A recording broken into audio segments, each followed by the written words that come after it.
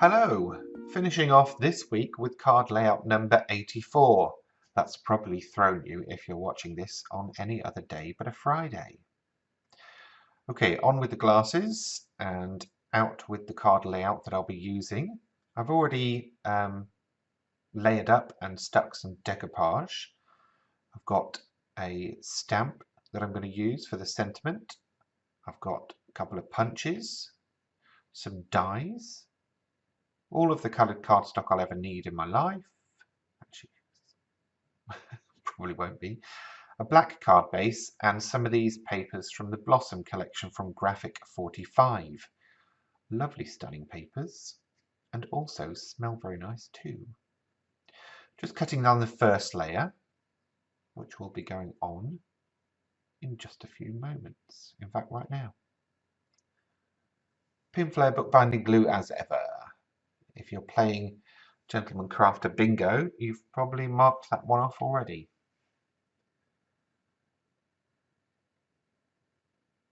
Now I was tempted to ink blend the edges with some black on that layer, but I decided not to because I'm going to do it on this particular layer and I didn't want it to all look the same. This, by the way, is the back of that floral card that I've been using. So applying the pigment ink and then blending it off with the blending tool. On with the glue. Have I mentioned the layout yet? If not, if you're new to me, please feel free to head over to my blog, gentlemancrafter.com, where I've got a printable, or downloadable at least, version of these layouts, all 84 of them so far, that you can print and store and use as inspiration for your future projects. Okay, the stamp is Just Smile Your Beautiful Smile, and it comes from Visible Image. I'm inking it up with a VersaFine ink pad and positioning it off to the right, and there is a reason for this, which you've probably already spotted from the card at the start. Making sure to clean my stamp off straight away to keep it clean and fresh and give it a long life.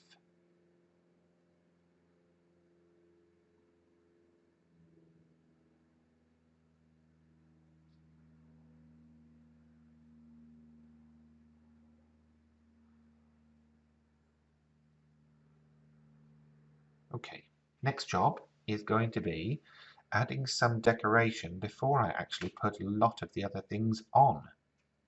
So I'm just making a mark where the corner of that sentiment is, because then I can position this gem placement guide where I need it to be.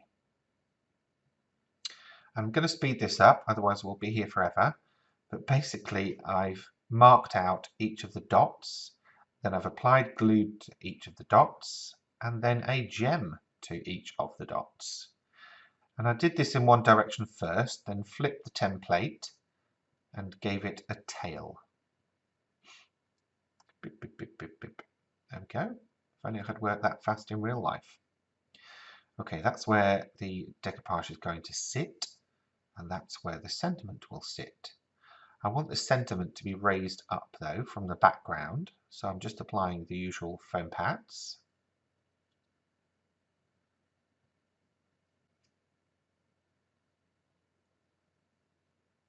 And then in order to match that and make them part of the same plane, there's a bit of theory for you. I'm using foam pads on the back of the decoupage as well. If you have any questions about anything I'm doing in these videos and I'm not talking about it, please feel free to ask me them. You can leave your questions on YouTube, on my blog, on Facebook. I'm not really on Twitter much anymore. And sometimes I do Instagram, but it's mostly food pictures and the garden. And I'm rubbish at the messaging system because it puts you all in different categories. Anyway, so YouTube is the best place really. Right, now for some of the extras that I selected earlier. First up, the leaves. I'm going to do in a dark green to match the dark green that's kind of in the background. In fact, it's in both backgrounds. The stripy green and the leafy green. Then it's out with a bunch of flowers. And I'm cutting that from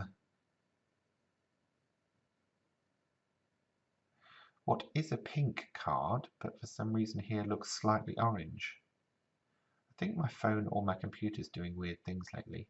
I hope you're getting the right colours. Might have to look into that. Okay, going to give a bit of shape to the larger flowers. And while I was doing this, I actually thought that it would be better if I had something contrasting in the middle of that. So I started by layering up the two different pinks.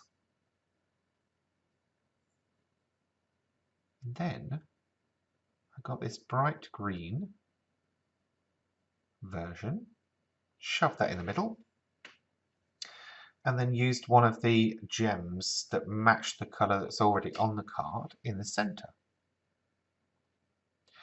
And I thought that worked well as giving it a bit less of a staid flower look. What do I mean by staid? I don't know. Boring, possibly. I'm just fiddling about here, really trying to work out where everything's going. I had an idea in mind, but as ever, things change when you work on something. The idea really is that the little fairy is sitting on the flower.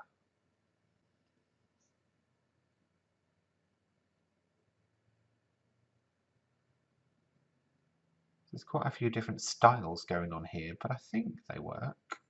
What do you think? Let me know in the comments. Here, while you're down there, please remember to subscribe as well. I could do with a few extras. That would be very much appreciated. Thank you.